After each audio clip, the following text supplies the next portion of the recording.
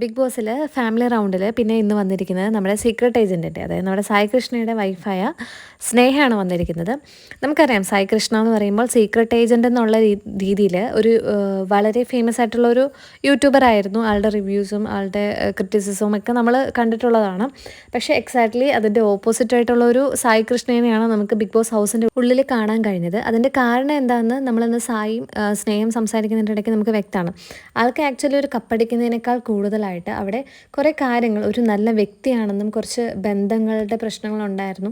അപ്പോൾ അതെല്ലാം ഒന്ന് സ്ഥാപിക്കണം, ഒരു നല്ല വ്യക്തിയായിട്ട് നിൽക്കണം, അങ്ങനെയായിരുന്നു ആളുടെ ഒരാഗ്രഹം. അങ്ങനെ തന്നെ സാധിച്ചെന്ന് നമുക്ക് പറയാം. കാരണം അതിൻ്റെ കൃഷ്ണേൻ്റെ ഇടയ്ക്ക് പറയുന്നുണ്ടായിരുന്നു ഫാമിലിയിലെ കാര്യങ്ങളും പ്രശ്നങ്ങളെല്ലാം നമ്മൾ കേട്ടതാണ്. അങ്ങനെ സായി കൃഷ്ണയുടെ അച്ഛൻ ഇന്ന് നമ്മൾ അവിടെ വീഡിയോ കോൾ നമുക്ക് കാണാൻ പറ്റില്ല. ലൈവിൽ വീഡിയോ കോൾ വിളിച്ച് സംസാരിക്കുന്നത് കാണാം. ആൾക്ക് സായി കൃഷ്ണ ജയിക്കണം എന്നാണ് ആഗ്രഹം എന്ന് വളരെ സ്നേഹത്തോടെ സംസാരിക്കുന്നതായിട്ട് നമുക്ക് കാണാം.